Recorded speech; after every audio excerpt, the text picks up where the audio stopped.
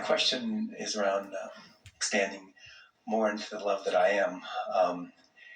Us men sometimes, we, because of ego or whatever, we place ourselves in these intimate settings with our beloved one, the love of our life, the lady of our life, and sometimes we occasionally aren't up to speed, or the larger part of us doesn't show up, or the expanded part of us isn't there, or you care too much what she thinks.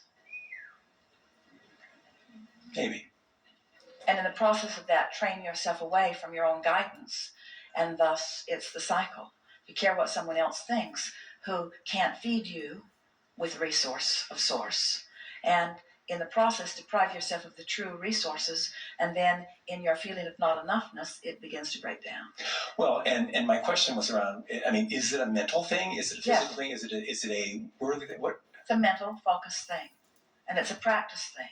It's a learned behavior, and it starts when your mother makes you share your toys.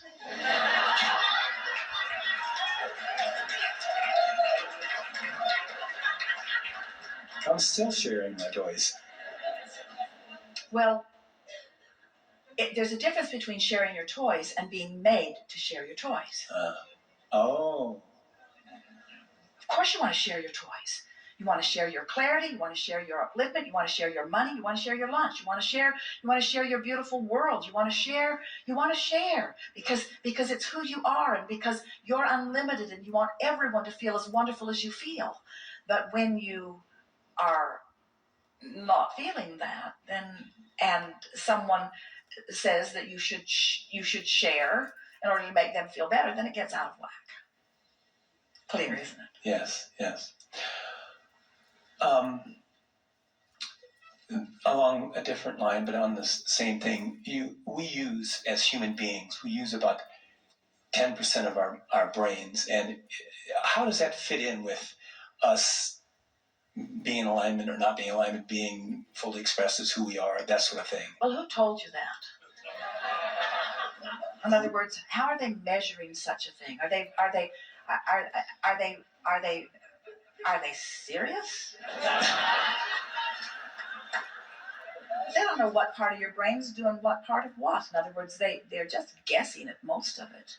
And rather than thinking about only utilizing 10% of your brain, you see, we would explain it to you that because as they are attaching vibrational reading equipment to you, that's how they're coming to those conclusions.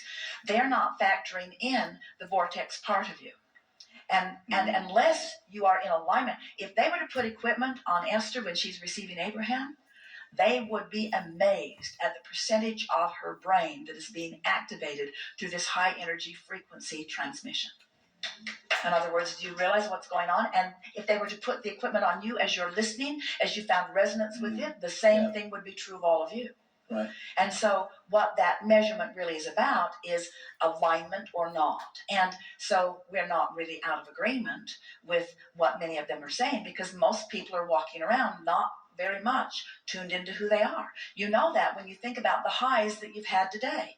In other words, you've had more highs, more high good feeling today than you usually have in a normal day, because you've been focused and you've been resonating with the fullness of who you are. But on a normal day, the really high, good feeling, yodeling down the canyon, yahooing feelings that you have are rather infrequent. And the observing and the criticism and the worrying and the frustration, that's a more dominant part of your day. And so it might be 10% in the vortex and 90% not. There may be a very much accurate correlation within that, but we would not assign it to the brain capacity or the brain function. We would assign it to the focus capacity and the focus function.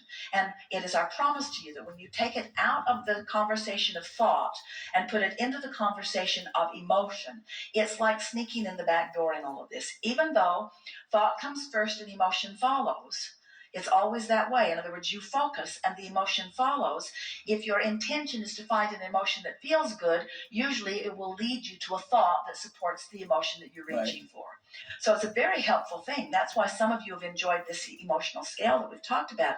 It's a very helpful thing to decide that you want to be happy. If you decide you want to be happy, Esther says every time that she and Barbara get into the car on the way to the airport, she says to herself, and she doesn't need to say it to Barbara because it's what Barbara lives for all the time, I want to have fun.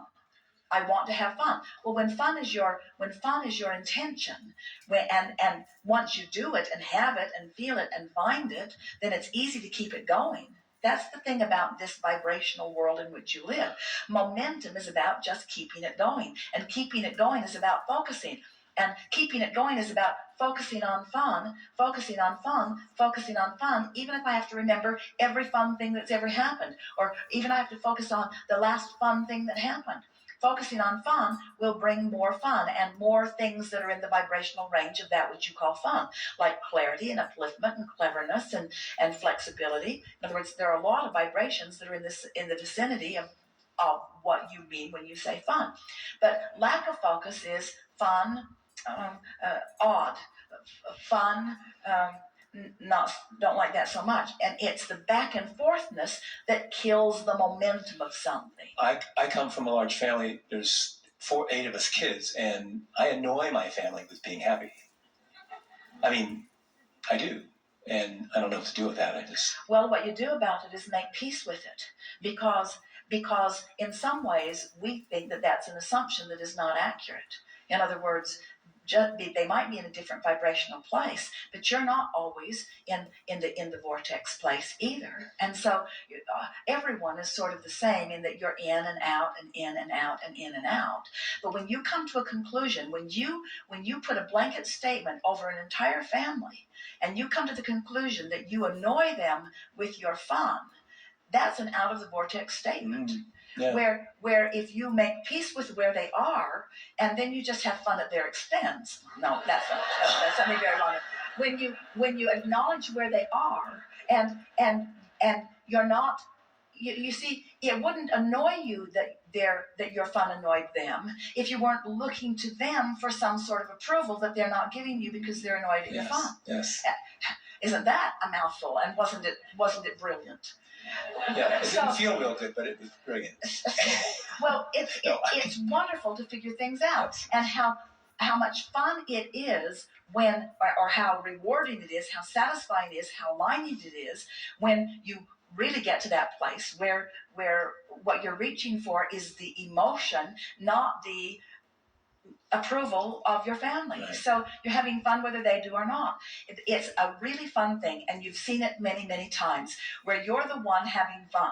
You've decided to have fun, and you're the one having fun, and you set up a sort of little vortex of fun around you, and it's contagious. All kinds of people that are loitering on the edge of their vortices get sucked in, and then it gets funner and funner and funner and funner until the cleverness and the timing of the conversation that ensues is just inspiring. And you're not wanting to take credit for it because it was a collaborative, right, cooperative, co-creational rendezvous manifestation of people in alignment with who they are.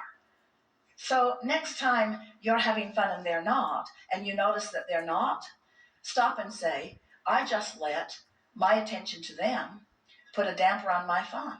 And then next time that the situation comes up, you'll be less likely to do it. Next time it comes up, you'll be less likely to do it.